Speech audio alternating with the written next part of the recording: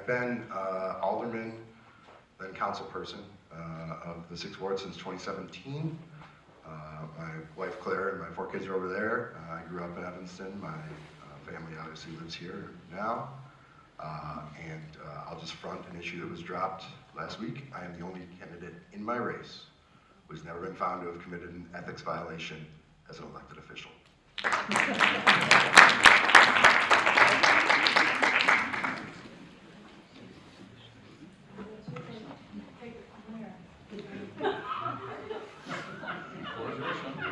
All right, well, just going off of that. You can fact check it too. I'm very aware. So your opponent fired off this press release, 2 press releases, I believe.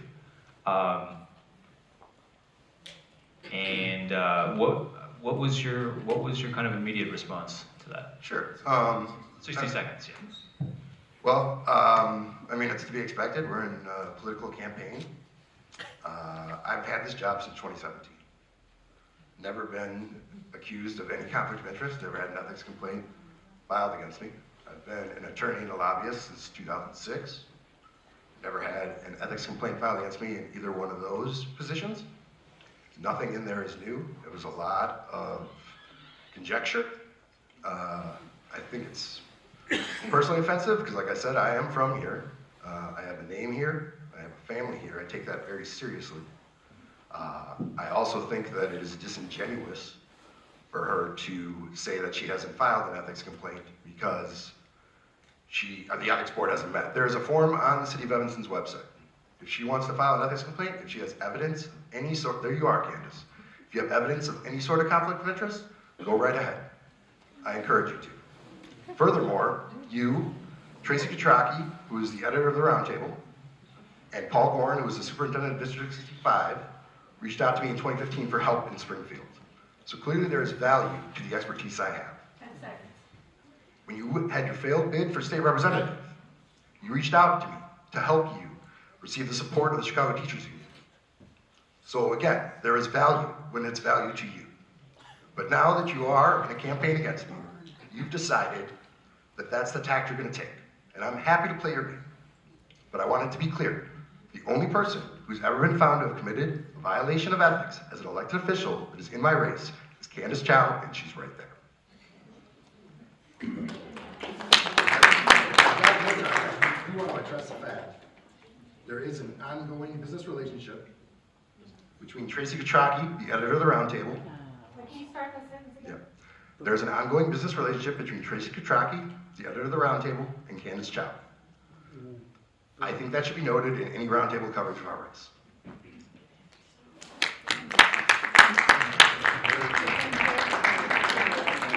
Yes. So, I'm not a person who's going to just go along and get along. When I think something's wrong, I'm going to say it. I represent people, and they expect me to state their point of view. I'm not a person who would sit there and let us hire a city manager who was inferior to other candidates without saying something. I'm certainly not a person who would have allowed us to hire a superintendent who ran our schools into the ground because I wanted to. So that's what I'm about. I've been doing it for the last 8 years. I hope that the residents of 6th Ward will trust me to do it for the next 4. Thank you. Okay, so I'll start this off because your opponent was on the stage earlier, and in response to what you put out on Thursday, and some things that he discussed, I just wanted to ask to clarify, how would you characterize your current or past relationship with the owner of the Roundtable? Well, the Roundtable is a nonprofit organization, Tracy, so there is no owner. Tracy Kutraki and she was one of the co-founders of Next Group. We started it in 2019, and as I said, that business started to serve the needs of women that, like many of us, who were relaunching careers after having been out of the formal workforce and needed support and needed to address both sexism and ageism in the workforce. Then Tracy had a more passionate calling, which was the Evanston Roundtable. So of course, we still honor her as a co-founder of of the Next Group. She's not involved at all in the day-to-day workings of Next Group, and I think puts in probably 110% in the Evanston Roundtable, but you could ask her folks here if that's to validate that. No comment. And obviously, Sean asked about this already and touched on it, but I want to make sure you get a chance to respond directly to Tom from earlier. You know, you put out a press release on Thursday calling for a lobbying ban in Evanston, and, you know, he talks about how he, you know, has never had any ethics violations, anything like that. So what's your response to what he had to say earlier, and, you know, what motivated you to put that out? Yeah. Well, first, let me be clear. There was an accusation of an ethics violation when I ran for state rep. Some folks, supporters of mine, also worked for the district of 65, and my campaign mailed them at their district emails, which is a no-no. I was a first-time candidate. I really, you know, didn't know any better. I welcomed that investigation that the district brought on and the lawyers that they had come into the investigation, and I would contrast that with Tom's approach to my call. I welcomed that investigation, and the ultimate outcome of it was that there was no intentional wrongdoing. So that's what it is. In terms of the ban that I called for, in terms of a lobbyist not also serving an elected office, I found that information out when I was researching more about Tom's record and background, and quite frankly, his attendance or non-attendance at city council meetings for several years.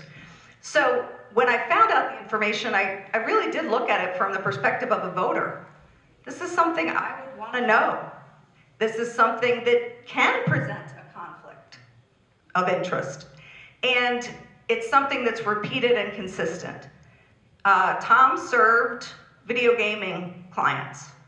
He served those video gaming clients at the same time he sat in a city council meeting and advocated for to remove the ban on video gaming in Evanston as one possible source of revenue.